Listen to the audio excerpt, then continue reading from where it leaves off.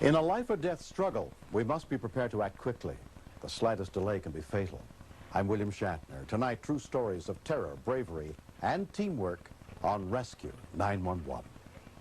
We begin on the afternoon of December 2nd, 1990, on Lake Monroe in Sanford, Florida, as hundreds of sailboats were taking part in the largest inland boat race in America.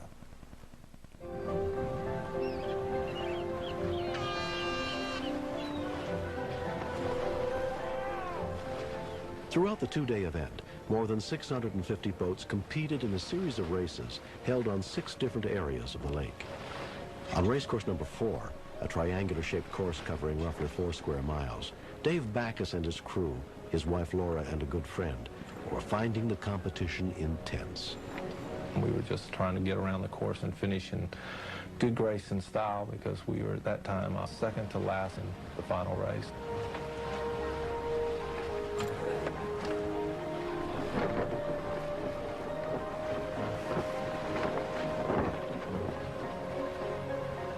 We had sailed into what I would describe as a lull. There was just very little air. Our sails went very limp.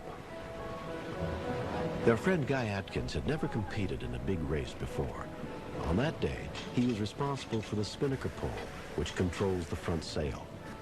Guy had gone out the week before, but we hadn't really been together that many times like you should be in a hardcore racing boat because he doesn't sail as much as I do. He stepped up on the deck to physically move the pole. David, my husband, was controlling the tiller. I was controlling the ropes that fly the spinnaker.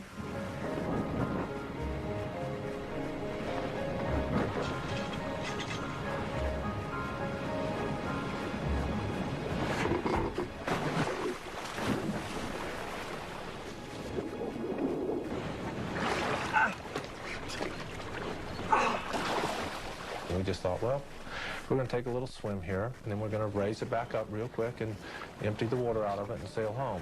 What are you doing? Get away from the boat. I can't. Get out from under the sail. My foot's caught. Let me come over. Guy had his leg trapped, but he was fine. You know, the water was below his shoulders. He was in his life jacket. The dog is caught on. You know, it's ready to cut lines, whatever. But it's very murky. It's hard to see. We weren't having any luck. The air pockets in the hull began to fill up. We began to sink just by inches. I swim out to the end of my mast, and I put my life jacket on the end of the mast so that the boat won't completely turn over. You don't want to turtle the boat.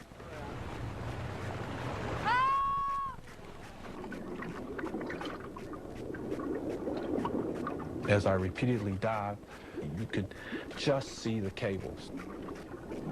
He's caught between the 2 thickest steel cables on my boat that hold up my mast.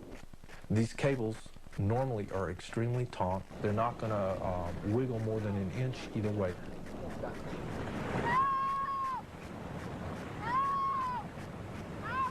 Susan McCann was sailing with her fiancé when she saw they were in trouble. At that point, I didn't see the trapped man. So I don't know what the problem was. Maybe they couldn't swim. Help! Somebody come and help us! They said, if this boat turtles, we have a drowning here. Word of the situation was quickly passed to the chase boats.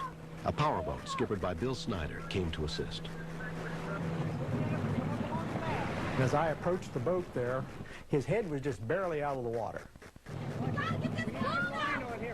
Every time a big wave came over, it's just kind of hitting him in the face, and he's, you know, taking in some water, choking a little bit. The guy, at that point, stopped talking, and he was not panicking or anything, but he just seemed kind of in his own world. All squadron vessels, this is a ship obsession. Does anyone have any wire cutters? We need some wire cutters over here in course 4. We got a guy trapped in a sailboat over here. We need to cut him free. You lifting it off? Yeah. Ah! Okay. Oh, wait a minute. Put it down. Put it down. Guy yelled out, you know, what are you doing? That hurts. Stop it. And when the boat came up and then we brought it back down again with the chop of other boats coming in to help, the boat was sinking down some more. It's full, Dad. Get him up. He began to go under just inches below the surface. It was the most frightening experience I have ever had. I tried to get a grip under his arms just so that he would feel like there was someone there with him, but I could not pull him up. You know, we were just in a situation that even though I would have done anything I could have, there was nothing that I could do before he died.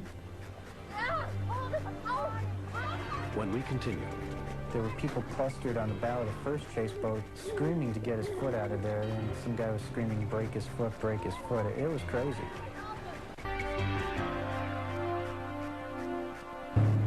We have a man trapped over here and drowning. We need help. Mayday, mayday, mayday. Bill, I'm on my way. This is #1 buzz. But the worst part was, you know, watching his hands above his head. They were splashing, then they slowed down, and then I could tell he wasn't moving his hands, but the waves were making his hands float. He's been a friend for a long time. We had taken him on this sailing weekend and encouraged him to come with us and how much fun it would be, and, you know, this is the way it ends.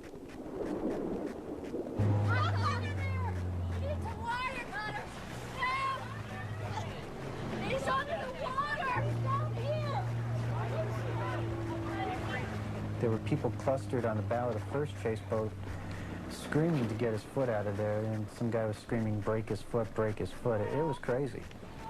By this point, they had pulled him up, and I think the skipper was keeping his head out of the water while he tried some rescue breathing. John Huffer had arrived with a pair of wire cutters. I was concentrating 100% on just cutting that wire. I grabbed the two sprouts that were holding his leg and pulled them enough apart. Break! Pull! Pull! You gotta get him up! Pull! Pull! I got him! Pull! Is he breathing? The last thing that was holding him in the rigging was this humongous tennis shoe. So I unlaced his shoe and pulled it off, and then put my shoulder against his foot and pushed for everything I was worth, and his foot popped loose, and I heard things snapping and popping, and I was sure I had broken it in about a dozen places. On the other hand, I didn't think he'd mind. Get him out. Got him, Mike. Here we go. Get him.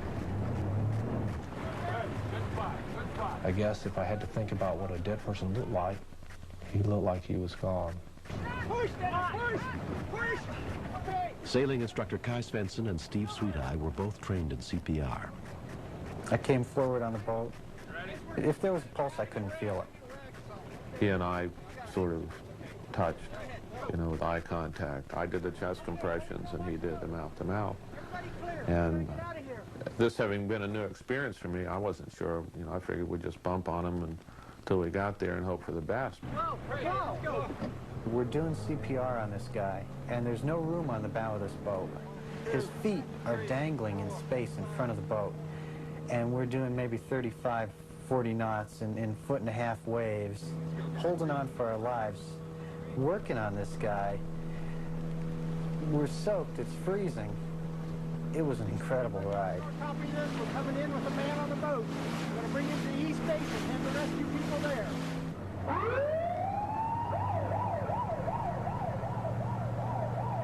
Bill, slow down. Slow down. Slow down. We're getting up. Slow down. We were probably about halfway across the lake when we stopped in the water. Basically, the guys that were doing say, I can't tell whether he's got any pulse or not. Yeah, he's gurgling. He's coming. He's gurgling. I felt the first pulse that I felt, and we could hear breathing. I was truly amazed. You got a pulse. He's breathing. Don't push him no more, man. An overwhelming feeling of joy and relief came over me. He was still cold and blue, and we closed his eyelids. And we brought him into the marina this way. And I have to hand it to the driver. He, without any concern for his boat, just put it up on the ramp. And we handed him right over the bow, and Zippy was gone.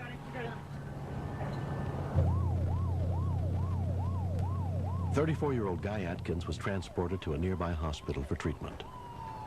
After 5 days, he was released, to the great relief of all those who worked to save him.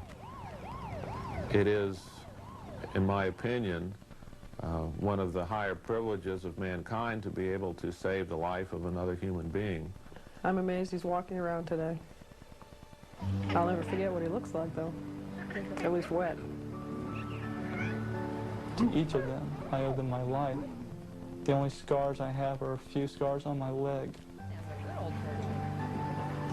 We had been married 9 months, and then he had the accident. And my first year of marriage was extremely exciting, but I can deal without that much excitement for the rest of my life. So I'm hoping for continued calm waters. Can we win that race? There are certain preparations that are probably essential. One of those is learning how to do CPR. Without CPR, I would have been dead on December the 2nd. I don't know if I'm here for any special purpose. I'm just glad that I have the opportunity now to see how my life will turn out.